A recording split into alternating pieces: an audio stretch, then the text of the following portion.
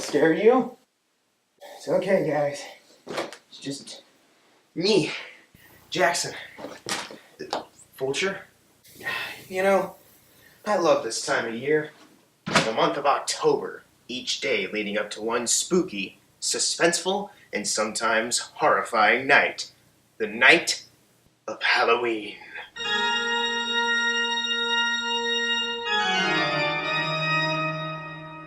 That's right, Halloween. And whenever Halloween rolls around, I always like to watch something scary to put me in the Halloween mood. And this year, I'm going to be revisiting something that's always haunted me in my childhood. That something being Goosebumps. Goosebumps began as a series of children's horror stories written by R.L. Stine. The first book under the Goosebumps title, Welcome to Dead House, debuted in July 1992. Ever since its publication, the Goosebumps series took off. Not only did it spawn multiple different books, but it also branched out into different types of books, like Goosebumps Horrorland, Give Yourself Goosebumps, and Goosebumps Most Wanted. And let's not forget that most recently, in 2015, a feature film was released by Sony starring Jack Black as R.L. Stine. Believe it or not, it was actually a pleasant surprise to a lot of people, so much so that they're currently in production on the sequel called Goosebumps Horrorland. Yes, these books have meant a lot to me. As a kid, me and my friends used to go to the library all the time, and we would always check out Goosebumps books. We would always recommend different titles to each other, talk about how scared we were reading them. It was the perfect time to be reading. And it was around that time of discovering these amazing books that I found out Cartoon Network was rerunning some old episodes from the Goosebumps TV show. On October 27, 1995, the TV series based off R.L. Stine's books was shown to many children everywhere, and boy oh boy were those kids scarred. And I hate to admit this, but I was one of those scarred kids. I enjoyed the book so much, so of course when I found out there was a TV show, I wanted to watch it right away, and my innocent child eyes were simply not prepared for what I was about to see. It left such an impression on me though. In fact, not only do I own some of the Goosebumps books, but I also have some of the DVDs from the Goosebumps TV episodes. I was that in love with this series. However, I haven't really revisited it much ever since then, and I've been looking for a good excuse to rewatch them lately. Luckily for me, however, Netflix has the entire series. Can you believe this? Every episode is here! So to celebrate my trip down Nostalgia Lane, I picked out 3 of the Goosebumps TV episodes that I remember being scarred by the most. So ladies and gentlemen, without further ado, to kick off my very first ever Halloween special, let's go over the first of 3 episodes. This episode being Monster Blood. Aw yeah, that nostalgia's hitting me hard! When I was a kid, I was already excited to see these episodes, but this intro just got me in the perfect mood for them. I love the idea that this guy in all black has this briefcase filled with evil, and anything this shadowy G passes turns evil. And to top it all off, the clips they show when this door opens, it's just perfect, especially when this voice says, "Viewer beware, you're in for a scare." I don't know about you guys, but I think this is gonna be the perfect nostalgia trip. The episode opens with some narration from our main character, Evan. Well, it all started about a week ago, when my dad's company transferred him to Atlanta. So while my parents went looking for a new house, they decided to dump me at my great Aunt Catherine's place. Wait, they're still looking for a house? Dropping him off at his aunt's house seems appropriate if they're in the middle of moving, but he just said they're still looking for a house. Hey Evan, there may be a different reason as to why they're dropping you off so early. I'm just saying, maybe you craft their style. I don't know. Evan, it's only for a few days. Right. It only takes a few days to buy a house and then move all your stuff to said house in Atlanta. Yeah, Evan, they've just had enough of you, man. There's no more room in their hearts left for you. I think she's creepy. Perfect timing on that one, Aunt Catherine. Only creepy people give that face when looking out a window. Hello, Evan. Okay, you know, at first I thought maybe Evan was slightly exaggerating about how weird she was. Maybe her looking out the window was a coincidence, but I can see she's a total creep now. Tie that beast up in the backyard. And then you may come in and have a nice sugar cookie. Evan, buddy, just grab your dog and run for that cab. I'm getting bad vibes from this woman. Whatever you do, stay out of the room across the hall. I wonder where this is gonna go. Called it!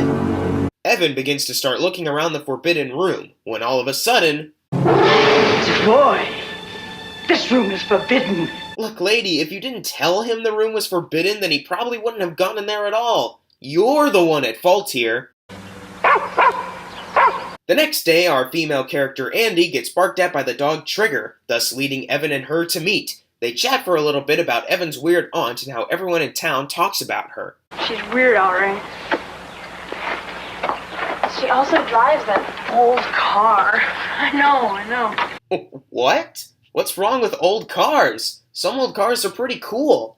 I'm starting to think they both have a case of gerontophobia.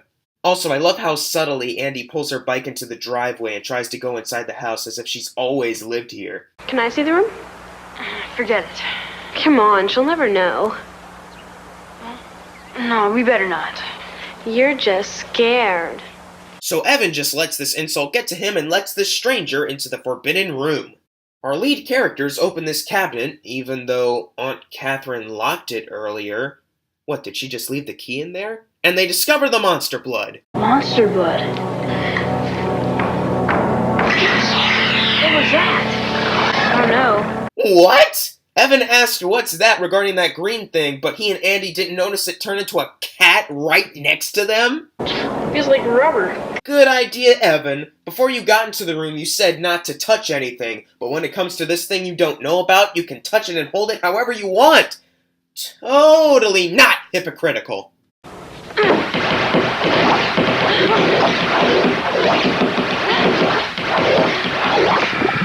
Half for you.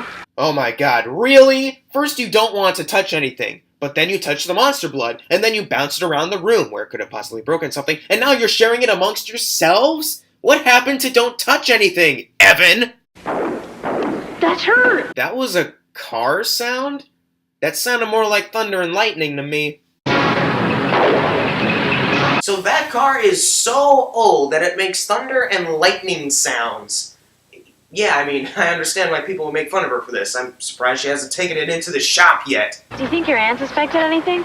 Why are you playing with it in her yard? You don't want her to know, but sitting out here makes it seem like you're begging for her to find out.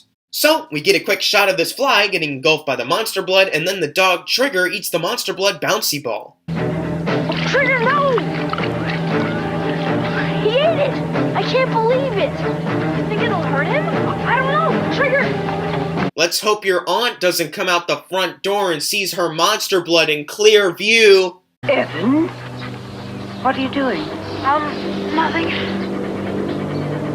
Did you go into that room? Okay, first of all, Aunt Catherine, stick to your gut and go check the room, specifically the cabinet with the monster blood. Secondly, what prompted you to even ask him this? And third of all, why are these cookies green? Did she put monster blood in the cookies? Oh, okay, I guess that's just the end of that scene. She doesn't find out he was in the room, it still makes no sense as to why she'd even ask, and she doesn't say why these cookies are green. Great writing job, guy. As Evan prepares to go to sleep, he somehow can't hear the bubbling of the monster blood right underneath him. But in the morning, Andy stops by to show Evan what her monster blood has done. There's got to be 10 times as much as there was last night. You mean it's growing? That's exactly what I mean. So Evan and Andy now have to get the monster blood from up in his room. But not before making a joke about how Aunt Catherine's weird.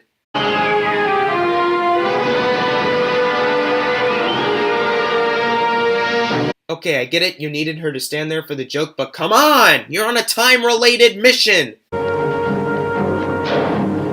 man. How did you not notice that when you woke up? Andy noticed hers right away, and that was in her closet. Evan's was right underneath his bed, and he didn't see it on the floor this morning. First, it was not being able to see the cat next to them, and now the monster blood growing out from under his bed. I'm starting to think Evan might need a pair of glasses. Oh! And now neither he or Andy can hear the cat. So glasses and hearing aids are apparently what they need. Aunt Catherine's sinuses start acting up due to the cat. As she realizes she's out of pills, she goes out to get more, which gives Evan and Andy the golden opportunity to move the monster blood out of the house and into this bathtub. In the garage? Better not forget my monster blood. Right. Oh, you mean the monster blood you left in your bike bucket? Right in the driveway? Where Aunt Catherine's car was? Where she just went to in order to drive to the store? Oh, wait. Her car is still there? How's she getting to the store then? So not only do the kids need glasses, but also crazy Aunt Catherine finally needs them? Well, that's just wonderful. Trigger! He ate this stuff, remember? Evan finally gets concerned about his dog Trigger and goes into the backyard to check on him. It's like we've got a 10-foot Trigger running around the neighborhood. You know, with footprints that large, it seems like more people, including yourselves, would be aware of this situation. First we contain the monster blood. Our protagonists go back into the garage to handle Andy's monster blood. I hope so. I wouldn't sit there if I were you. Oh, why, Andy? Can you please enlighten us as to why he shouldn't be sitting there on the edge of that bathtub with the dangerous, growing green ooze inside of it? Oh yeah, because you might fall in and get monster blood all over you. That's why! Really? Is it that hard to just grab him by his legs and yank him out? Get out of here now! So the climax kicks into high gear. Aunt Catherine comes home just in time to see not only the terrible CG monster blood, but also... That child is no cat.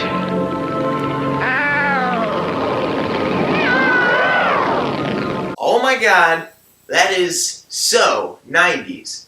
TV. CG. So basically, Cat Lady here was practicing dark magic in the house, Catherine made her clumsily step into the monster blood, and she's been trapped in it ever since. Oh, so this witch is presumably pretty pissed about being locked away in that monster blood jar for all these years. Alright, well, what does she have in mind for revenge? Heavens, what was that? Trigger! Shoot, shoot! Get yourself a bow. Go on, shoot. So let me get this straight. Not only does she perform no magic to exact any revenge, but when she has the perfect opportunity to, she gets scared of the giant dog Trigger just enough to clumsily and stupidly back up into the monster blood, which is what brought her down before? I'm starting to think this witch deserves to be locked up away in a jar. I mean, she can't learn from her mistakes, can't perform a magic trick to save her life. I'm thinking she just needs to stay in that jar forever. So, all the monster blood disappears, Trigger's back to normal height, and it's revealed that Evan has been on a plane this whole time telling his story, getting ready to head to Atlanta to meet up with his neglectful parents. But, uh-oh, there's more monster blood in his luggage, even though, from the looks of it, it just kind of disappeared. But whatever, this leads into part 2, more monster blood. Which actually isn't a book. Now, there is a Monster Blood 2, a sequel book, but this story isn't this episode's story. So really, the director and the writer of this episode had all the creative freedom they wanted to make this as scary as they possibly could. Now, part 1 isn't really as scary as I remember, I'll admit, but I'm still really curious to see where part 2 will take us. So more Monster Blood opens with some quote-unquote tough-looking kid named Conan overhearing Evan's conversation about Monster Blood. You know what I just realized? Not only are there 4 kids traveling to Atlanta on the same flight, in the same rows of seats, but they're traveling with no parents. Either 1, that's a mighty big coincidence, or 2, parents were just that neglectful in the 90s, which I could probably see. This is Julia, and the Neanderthal is Conan. How does this pipsqueak just so happen to know these 2 other people? Does he go to school with them? If so, that's mighty convenient that you're on the same flight. Basically, monster blood is this green kind of oozy stuff that grows and devours everything in its path. And it almost swallowed him up, but his dog saved him. It's true. At first, Trigger ate some of it, and he grew up to the size of a house. And then we destroyed the monster blood, and he returned to his normal size. Trigger's on the plane, too. Yeah, he's down below with the suitcases. Wow, way to sum up part 1 with the most obvious exposition possible. I love how it's not even necessary for Conan to even know where the dog is, yet they tell him anyways. You guys are all friends. Well, we went to camp together. Oh, I see. You all went to summer camp together. That's how you know each other. Okay. But still, it just so happens that all three of you live in Atlanta, and that you're in the same row as another kid traveling by himself to Atlanta? You know what? I'm gonna move on from that point. Let's just move right along. Meanwhile, the monster blood continues to ooze out of Evan's suitcase. And then we get this scene where this kid talks about how he's allergic to everything?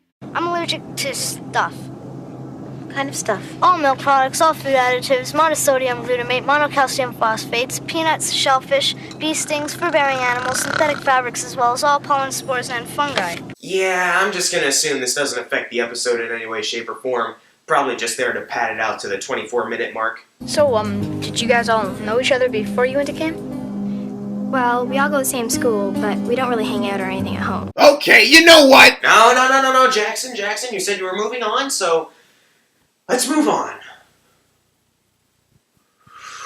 What a big coincidence, though. Anyways, a steward is sent to investigate the cargo to check for any irregularities. And surprise, surprise, he's the first one to get eaten up by the monster blood. What is this? I get the big concern is that the black guy dying first cliche is very strong here. What's weird, though, is how they decided to transition from this scene to the next. Stuart,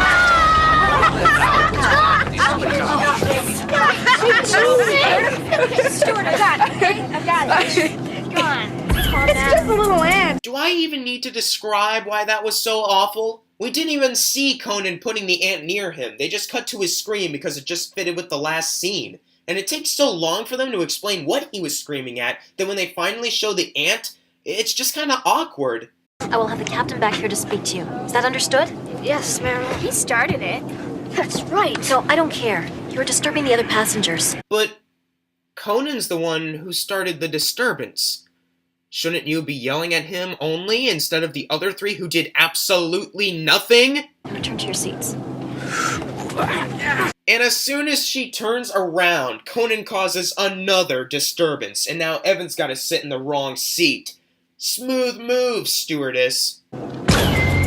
Oh, thanks a lot, Conan. Now he's gonna cause another disturbance later because of this ant. Can't wait to see that. Okay. Never mind that ant for now, though, because this fat guy's gotta go to the restroom, which can only mean he's the second person to die, right? Hold it! Actually, I just wanted to make it very clear, this has gotta be one of the dumbest scenes I've ever seen. First, he jump scares himself by banging his elbow on this light. Then, he washes his face but isn't careful about the soap he's using and it goes directly into his eyes. And then, he tries to get water to rinse it off, only for it to be monster blood. But how could he not just feel that that's not water? Sure, he can't see, but he can still feel. He's been in there 10 minutes. Meanwhile, a line is forming outside the restroom, and Evan notices that familiar ooze.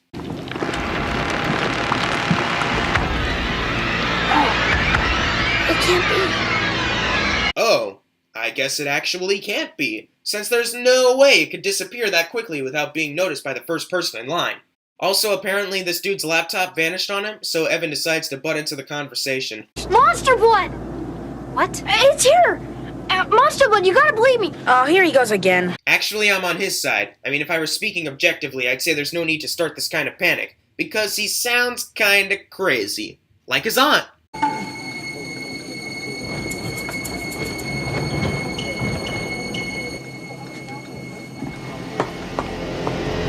Okay, two things. First of all, when you were scanning the room, you didn't notice those just lying on the ground, all broken-like? And secondly, the fact that someone has disappeared from the inside of a locked bathroom should be a sign of panic. He's not with us. We don't even know this guy.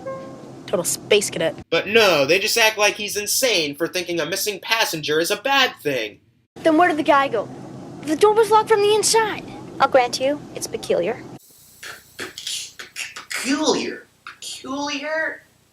Peculiar? No! More like Holy crap, that's impossible. This couldn't be so unless monster blood is real. Just think. But finally, this chick realizes, oh yeah, someone went down below earlier and never came back, so she goes to check on it.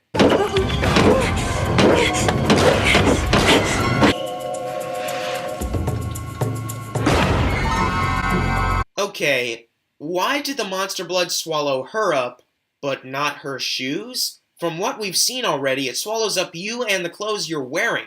Which also reminds me, that fat guy's glasses were left behind, but no other article of clothing, not his shoes, nothing? Is it just me, or did the director just kind of want a creepy shot, even if it contradicted the rules they already had in place? But now it appears that the monster blood is swallowing up everyone. Now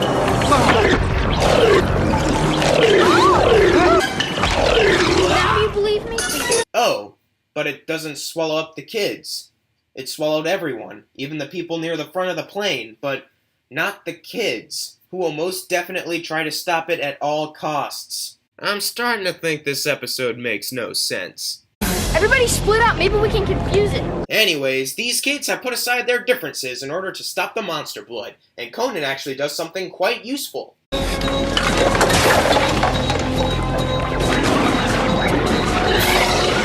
Something's happening.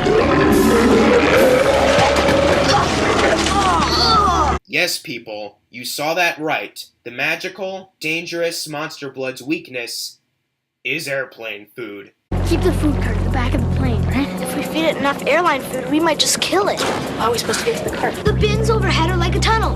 We could just crawl past monster blood to the back of the plane. The pipsqueak is then sent to crawl through the compartments above, which doesn't make any sense because that's not how they work, but I digress. Conan! For some reason, Conan thought Pipsqueak needed a distraction, so he basically becomes monster blood food for him.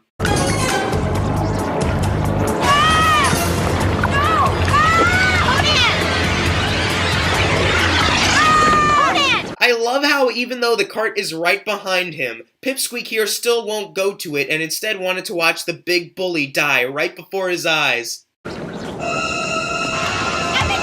Evan manages to sneak by it as he and Pipsqueak grab the food cart. But the cart gets stuck and they need another distraction. So it's time for the girl to do something useful for once in this episode. I'll try to stall it. Yeah, here I am. Julia, no! Come get me. I don't know what's stupider, the fact that she thought that would work, or the fact that it did work. Nevertheless, the food cart gets charged right into the monster blood and finally kills it. Ladies and gentlemen, we'll be starting our descent soon. At this time, I'd like to ask you to close your tray table and return your chair to the full upright position. Well, that was perfect timing on their part.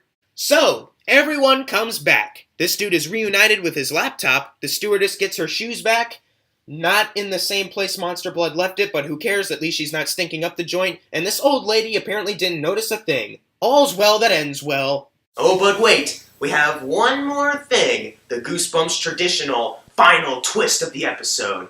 So, more monster blood? What do you have for us? And the next thing I know... Really? The ant Conan had earlier is now giant and huge, and no one heard or saw it in the closet? Also, why does it look like it's just hanging there? How's that possible? Man, this isn't scary. This just raises more questions that make me think this episode makes no sense. So, that was our very first episode of our Goosebumps selections here, and, okay, I'll admit, I'm a little disappointed. This was like one of the scariest things out there when I was a kid. I told all my friends about it, and, now, it's just really dated. If you'll just excuse me for a minute, I just gotta get some water real quick. I'll just give me a minute. I'll be back.